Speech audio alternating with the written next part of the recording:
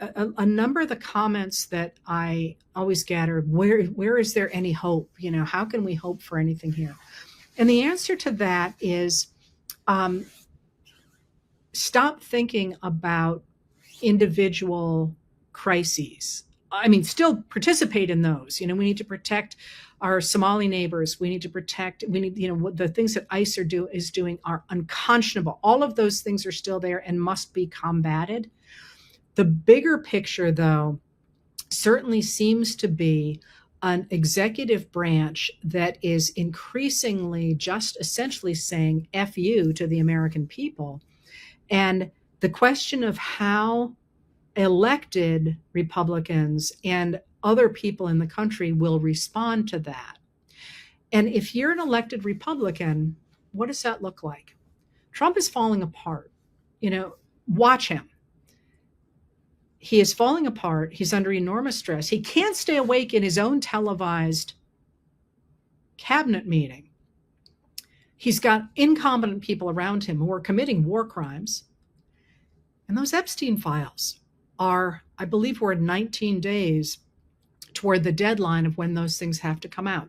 And a lot of people are like, well, they're not going to turn them all out. No, I feel certain they're going to do their best to hide them and to do, to redact them and do all kinds of stuff.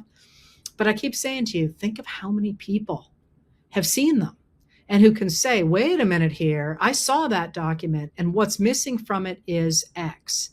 And a lot of them are not going to be willing to continue to cover up for people who are doing things like committing war crimes. So where you should get hope is the fact that we are watching this administration really sort of collapse in real time. I mean, it's a lot coming at us all the time, but it's in many ways fascinating. A lot of these storylines are sort of coming to a crashing end. But now that being said, it's going to get really ugly. It's going to get really ugly before it gets better. So, all of those sayings about, narcissists ending up in madness and, the dying mule kicks hardest and a cornered rat bites and all that sort of thing. That's what we're going into in December, January, February. We're going into this crash between the executive branch, members of Congress, if they stand up to it, and the American people. So I'm not saying it's time to pop your champagne. I'm saying it is, the larger picture is not of an administration that is consolidating power. It is an administration that is crashing in on itself. And you see this in Trump's popularity numbers, which are in the mid 30s. And people say that's still too many people. Remember that you're always, always, always going to have a reactionary movement is always going to have at least 22% to 25% of the people behind it for various reasons. But if your floor is 22% and he's at 35, you're not doing real well. And you've got the problem, the crisis of the economy. You've got the crisis of the appointees. You've got the crisis of Trump's own mental acuity. You've got all these things sort of crumbling at the same time or smashing together at the same time.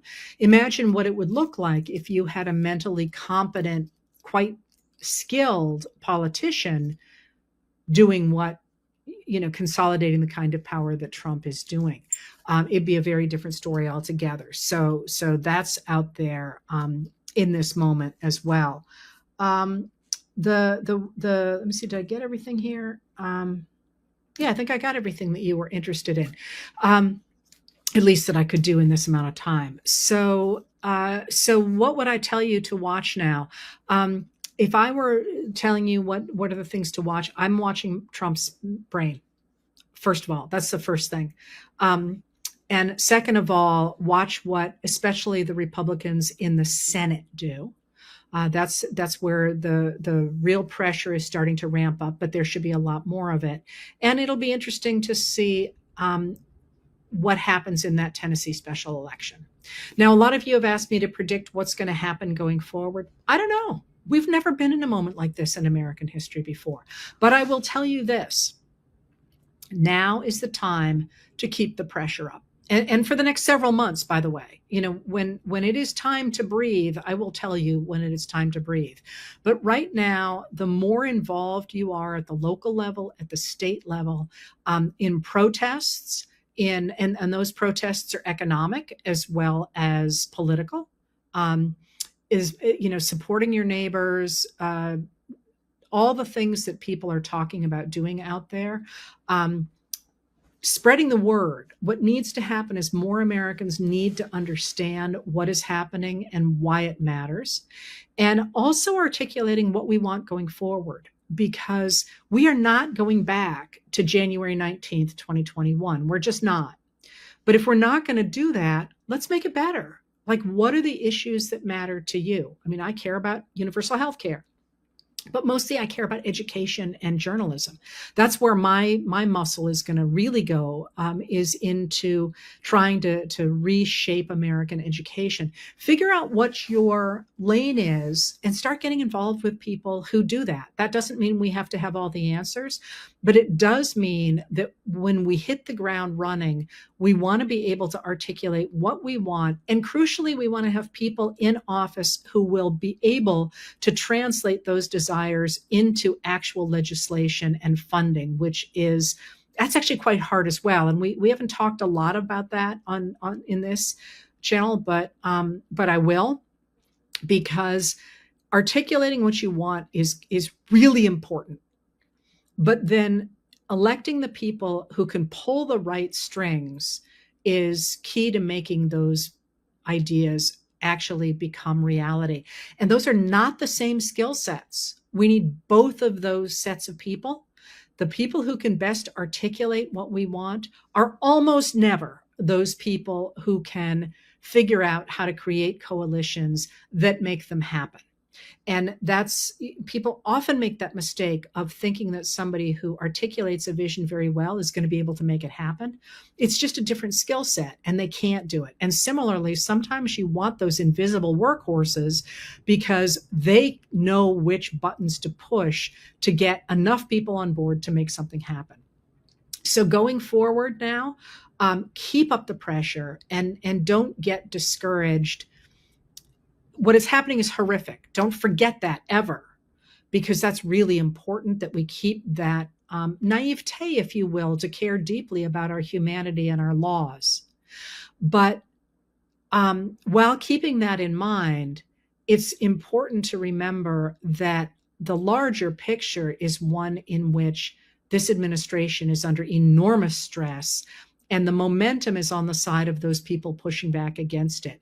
And the more voices we have in this, in whatever way you are comfortable speaking up, the better chance we have of both getting rid of those oligarchs who are trying to destroy the United States, but also of building something on the other side that more adequately addresses the larger needs of the American people, which is, after all, the point of a democracy. So I actually kind of took the day off today, because for once it felt like I wasn't the only one who was keeping tabs on this administration and really pushing hard. Now it turns out I do have something to say, but now is not the time to despair. To the contrary, this is the time really to bear down and recognize that time and the ravages of age and of stupidity are on the side of American democracy right now. They're really helping us out. Trump's not going to get better. These guys are not going to suddenly become more competent at their jobs. The economy is not suddenly going to miraculously recover. And we are increasingly getting our muscle behind us.